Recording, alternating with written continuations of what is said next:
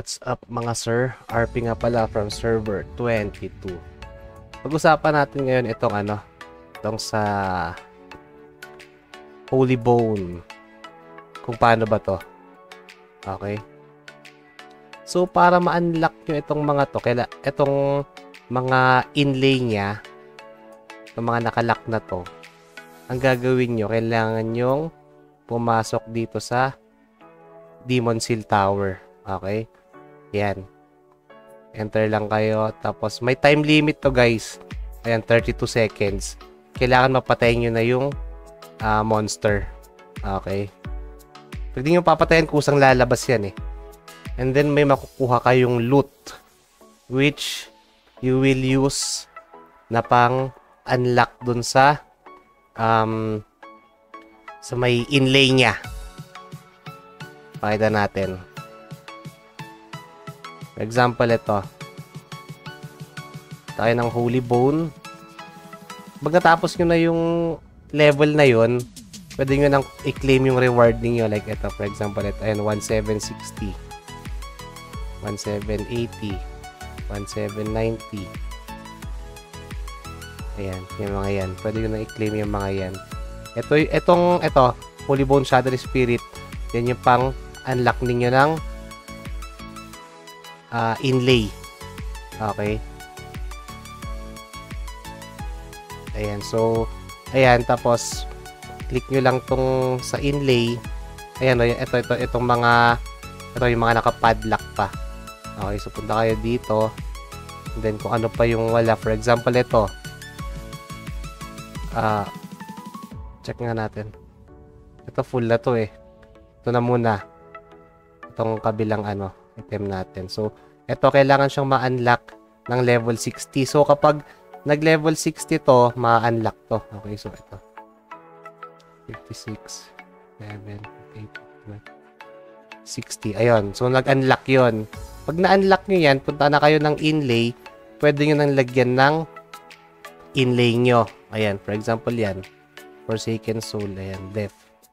Pwede yan. Okay, ganoon siya. Same goes dito rin sa iba. I-unlock nyo muna sila sa helm tayo. Unlock nyo muna sila dito. Ito, level 40, tapos 50, tapos level 60 itong last. Okay? So, i-unlock nyo muna yan. 40. Lock din natin to 40 muna. Ito, 50 na pala to. 50. Ito, unlock natin 40. 40.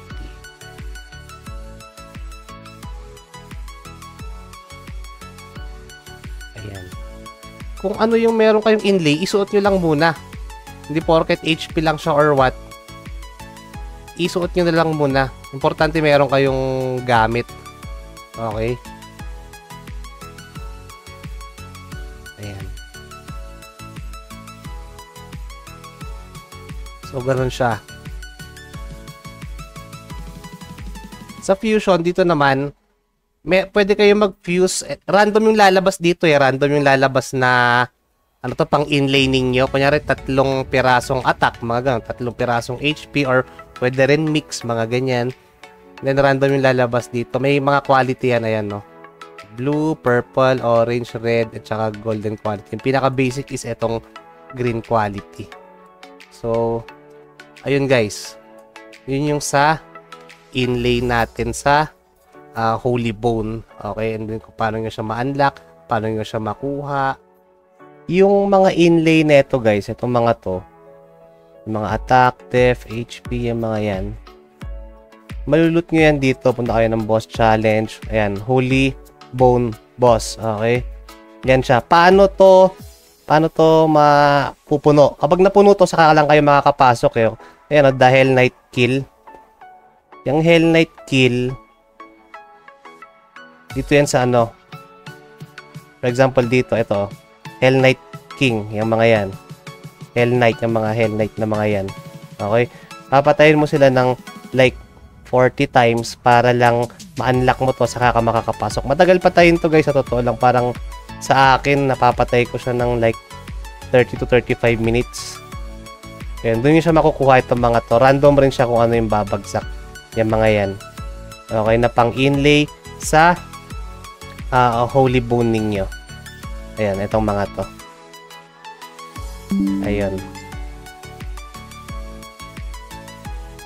So, ayun guys. Okay. Ngayon, alam nyo na yung paano sa inlay. Konting ano lang, konting kaalaman lang. Para lang rin alam ninyo. Maraming salamat po. RP nga pala from Lauren22. Thank you so much. Yung mga hindi pa nakalike and subscribe dyan, pasuyo naman ako. Thank you so much.